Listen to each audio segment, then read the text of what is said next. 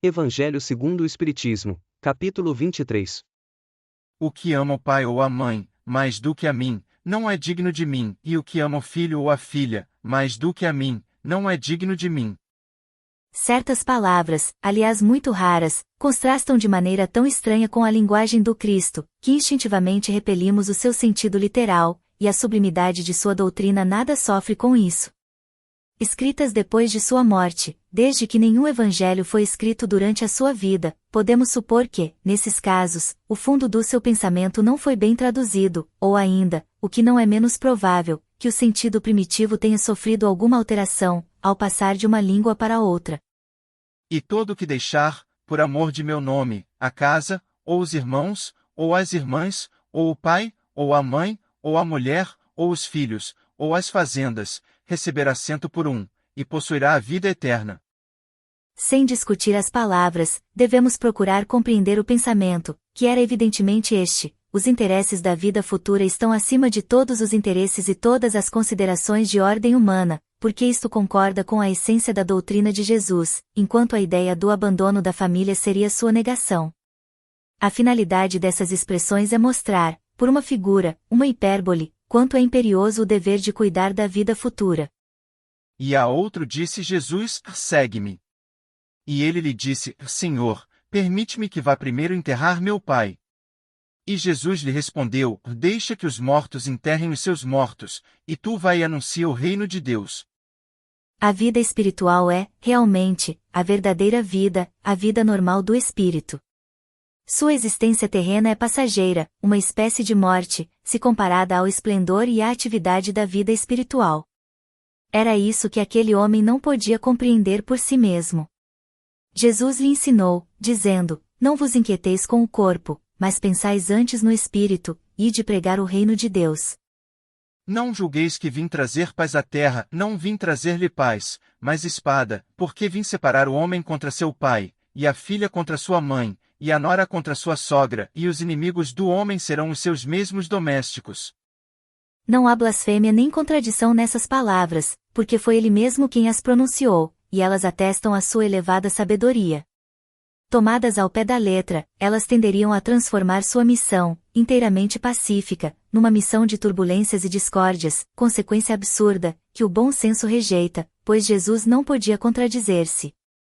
Jesus vinha proclamar uma doutrina que minava pelas bases a situação de abusos em que viviam os fariseus, os escribas e os sacerdotes do seu tempo. Por isso o fizeram morrer, julgando matar a ideia com a morte do homem. Os adeptos da nova doutrina, infelizmente, não se entenderam sobre a interpretação das palavras do Mestre, na maioria veladas por alegorias e expressões figuradas. Os cristãos vencedores do paganismo, passaram de perseguidos a perseguidores. Seria a culpa da doutrina do Cristo? A responsabilidade, portanto, não é da doutrina de Jesus, mas daqueles que a interpretaram falsamente, transformando-a num instrumento a serviço de suas paixões. Daqueles que ignoraram estas palavras: o meu reino não é deste mundo. Este capítulo retrata alguns pontos aparentemente contraditórios, ou estranhos quanto ao entendimento, das palavras de Jesus. Uma análise sensata nos faz deduzir que houve algum erro na interpretação das palavras do Mestre pelos apóstolos, ou então alguma falha quando ocorreram as traduções. Bastaria uma única palavra com significado duplo para haver um equívoco. Aí está a excelência do Evangelho, que através da razão e da fé comecemos a enxergar os ensinamentos de Jesus com os olhos do Espírito. Assim, transforma-se o texto, brilham as páginas, e nos transportamos para o cenário histórico onde ouvimos do próprio Mestre as palavras verdadeiras, e estas renovam nosso coração. Então, não importam mais os detalhes, expressões e pontuações. Apenas Jesus e sua doutrina de amor e caridade.